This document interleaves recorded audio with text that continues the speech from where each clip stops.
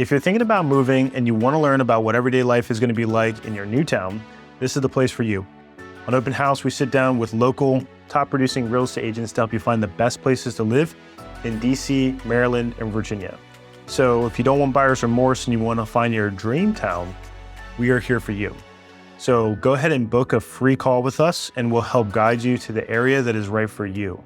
Now, let's jump in and learn about your new home.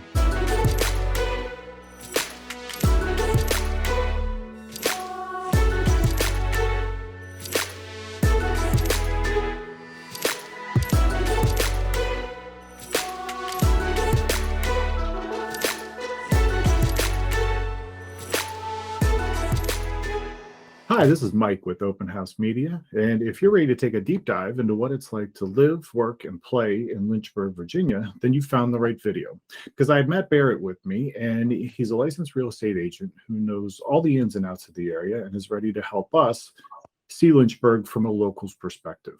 So, Matt, how long have you been a realtor? This is year 8 for me. So I was licensed in October of 2014.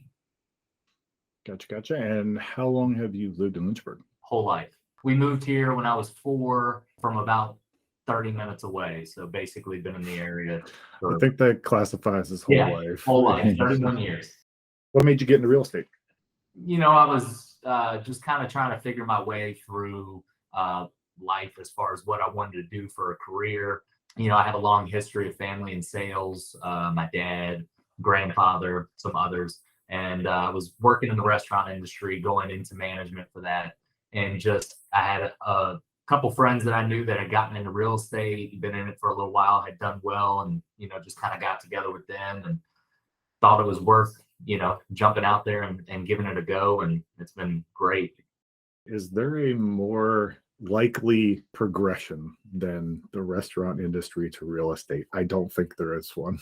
No, I mean, there are so many people, especially in this market alone, that have gone from restaurant to real estate. It's pretty impressive, actually. And it's because it's sales adjacent, right. You know. I think it's, you know, you deal so much with the public and you know, you do a lot of customer service, and you're like, if I can translate making people happy for this 1 hour experience into, you know, a home, that's just kind of how it goes.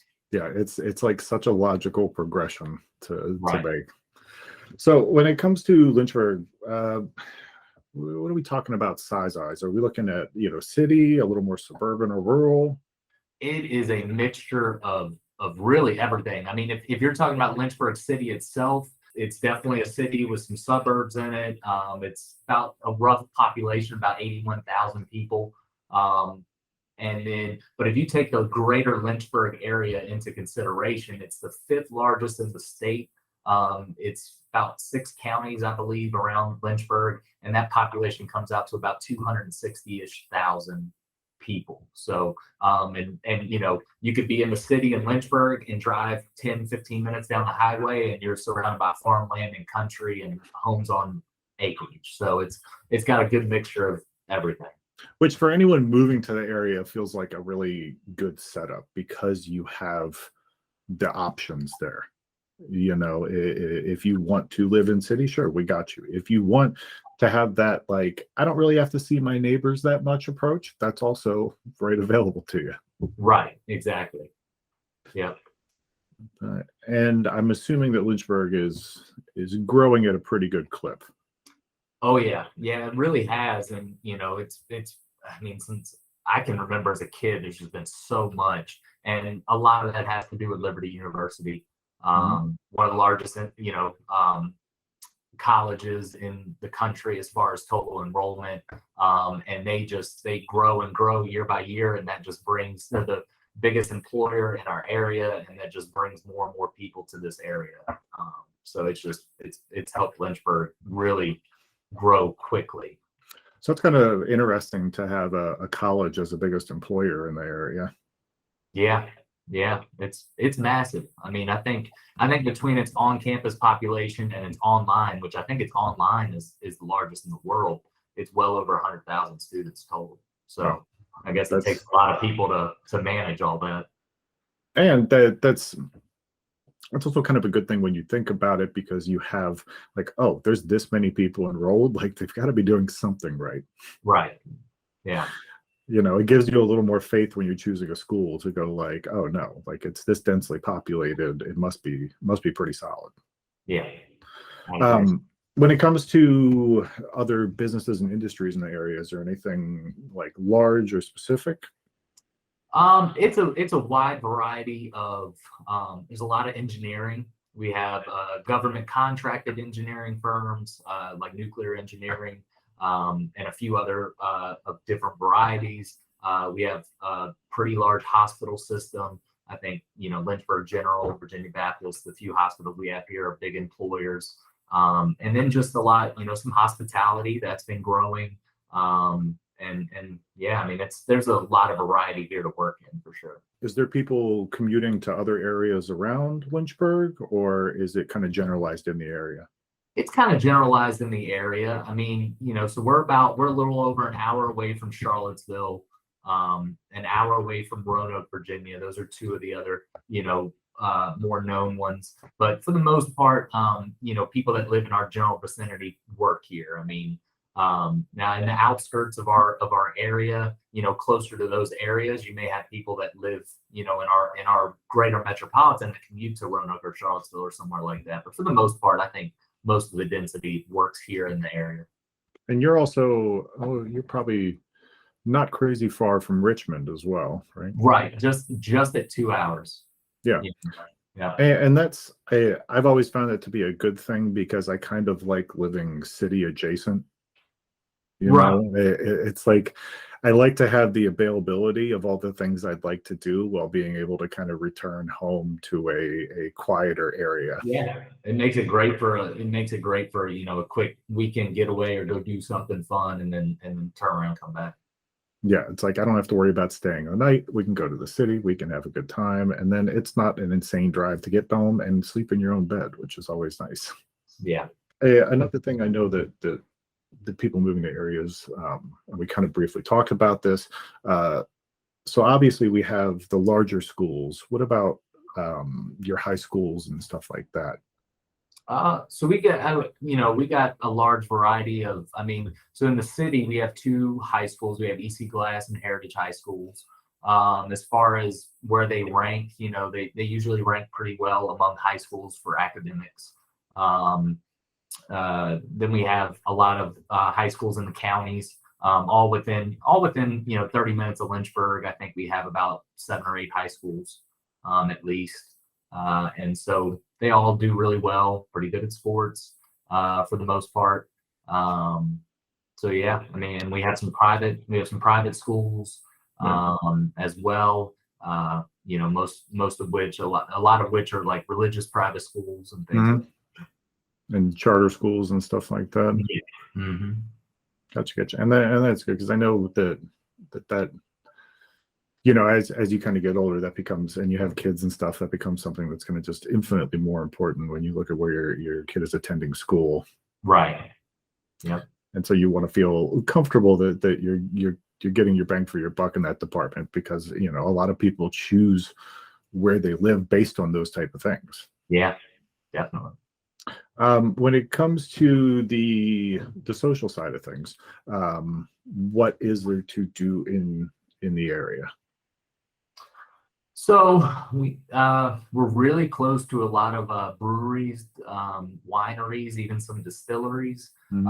So that's usually a lot of fun. Just about an hour north of here, if you get up towards Charlottesville, there's an area in Nelson County we refer to as 151. That's the name of the road that it's on. It's probably a 12-mile stretch of road. And on that 12-mile stretch of road, there's probably 24 breweries and wineries, a couple distilleries, and just you could spend a weekend trip. They do brew buses from Lynchburg to there. You can rent a bus, take some friends. That way you don't have to worry about a DD. You can have a good time tasting and trying things and buying some different variety of booze on the weekend and make it back home safely. Yeah, that's always another thing that as I've gotten older, I appreciate more, is having the buses, having the ability to go like, you know what, I'm willing to pay a little extra to enjoy myself responsibly. Exactly. Yeah, it's a big deal. And generally from spring through fall, we have festivals and things, within an hour of Lynchburg. A lot of quite a bit of them here in Lynchburg. Throughout that time, almost every weekend there's a wine festival or a strawberry festival or a garlic festival or something of that nature. Family fun, outings, lots of vendors, things like that to do. There's tons of hiking within an hour or so of here. You can hike different mountains, see different scenery, really pretty, lots of trails, lots of walking and biking and all sorts of fun stuff like that, outdoor activities. Yeah, Lynchburg's, it's not centrally located, but it's kind of in that middle ground of Virginia where you have a lot at your disposal if you just head any different direction. Mm-hmm. Yeah. We're part of the Central Virginia. I mean, we're probably more dead center of Virginia almost than I would think anybody, really. We're well positioned. 3.5 hours to Washington, D.C., 2 hours to Richmond, hour to Roanoke and Charlottesville, about 4 hours to Virginia Beach. You can kind of 3.5 hours to Charlotte, North Carolina. You're pretty close to a lot of stuff. Yeah, you can kind of just work it clockwise and just Yeah.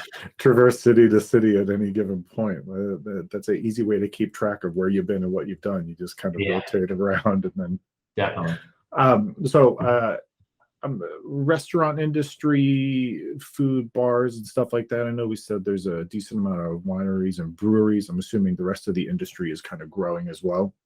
Yeah. So, I mean, Lynchburg itself, has had a real, I don't want to say renaissance, but revitalization of our downtown area that was kind of left, to its ways for too long. It just wasn't paid attention to. The city didn't put a lot of investment in and do any of that. But since 2001-ish, they've dumped they've been able to get about a little over $100 million worth of private investment downtown. So we've turned old warehouses into lofts and apartments and condos, and we've turned old buildings into new restaurants and all sorts of good stuff. They've invested a lot of money. They've rebuilt our Academy of Arts, which, great, for events and theater and stuff like that. And dumped a lot of money downtown. Yeah, it's always good when you see that progression of oh, this was just an empty warehouse, and now it's you've got your apartments in there and your lofts and such, and then you've got the restaurants that are inevitably going to follow. And right. I mean, it's made downtown a great hub. You can live down there. You can walk to the restaurants and there's some breweries down there and things like that. You can walk to those things, and then you can get home. Walk back home. And, have a good night out and not have to worry about ever, driving or doing any of that. Give you a little bit of city living. Yeah, exactly. It's just enough to get you over that sprinkle of city living, and then you're like, okay, I've had my fill. I can go home to my peace and quiet. Yep, exactly. When it comes to homes in the area, there's a pretty wide variety of just options to choose from between your city and then your outskirts and your pseudo country living. Right, definitely. Yeah. There's all sorts. I mean, it depends. I mean, I would say, the bulk of what you have to choose from in Lynchburg is probably, we have a lot of, and these were built 60s, 70s, 80s. We have a lot of split foyers, split levels, ranches from that era. And some of those, older subdivisions, but we have a lot of new construction. And so we have a lot of 2-story colonials. We have some contemporaries as far as more craftsman style, open floor plan concepts, things of that nature. You can find really old homes too, classical homes from, the 19th century, some beautiful ones from the, 1880s, 1890s and beyond. So. Yeah, I've found that I really like when the exterior is very old and antique almost looking, and then you have the nice new interior that's modern and all up to date. Yeah, I want best of both worlds in that situation. Yeah. Oh yeah, because those homes are highly sought after. Yeah. Oh, that's a good point. And that obviously it's affect the price a little, but there's something about that old exterior that you kind of just you can't replicate. You can't get that craftsmanship in anything new. I mean, it's hand carved, carpet, the carpentry work and the hand carved wood and everything like that is unparalleled with what they do today. Yeah, it's one of those things Yeah. where you can't replicate that. No. It's just not possible. Right. So what would you say the kind of median home price in the area is? So the median home price right now, you're probably around a 3-bed, 2-bath, somewhere in the 1,900, 2,000 square foot range. You're probably looking about 250 to 260. That's median.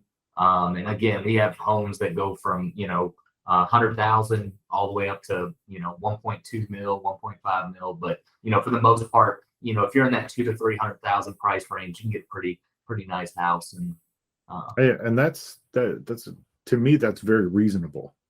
yeah, we're very reasonable. We're well below the national average, and we're pretty below the state average for prices, as far as what median you can get here. And that also is nice because it translates into that, that bang for your buck when Right. it comes to buying, and that, how much house you're getting for the amount you're paying. Yeah, for sure.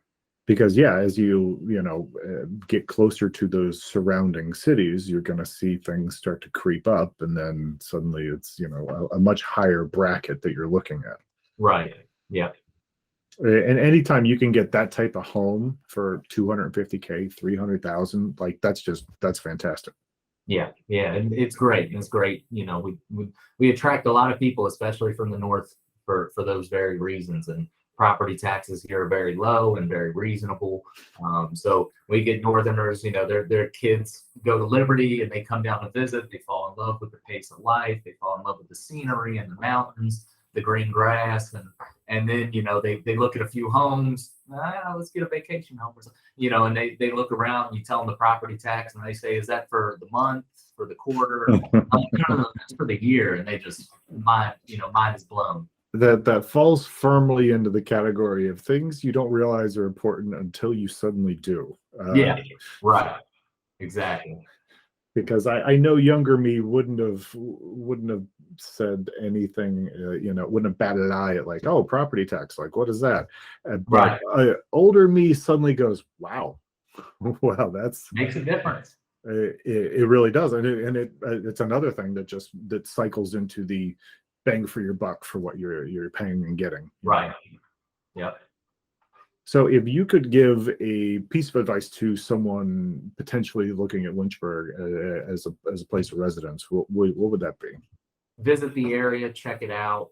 Come do an Airbnb for a little while, kind of get a feel for the area if that's what you want to do, or if you can find a short-term rental to kind of get familiar. But definitely the best piece of advice is if you're looking to relocate here and especially if you're looking to purchase a home or a piece of property, sit down with a local real estate expert and go through, the market, what's available to you, what realistically you could attain, and just kind of go from there. Because, most of your, experienced real estate agents, they're going to have the contacts for the people to talk to about X, Y, and Z. And that, that's where you want to start. I think it's pretty important to kind of almost vacation in a place before you live there. It never hurts. I have people relocate all the time, and they want to rent for a year so that they can kind of get their footing and figure out what neighborhoods and school districts are like, and what the commute to work they want to be at, and so they get a little comfortable with the area first. Yeah, you get that general vibe, of the area, and go like, oh, okay, like I've been here enough. I've got some experience in the area. I would like to live here, because it best accommodates what I want out of the area. Yeah.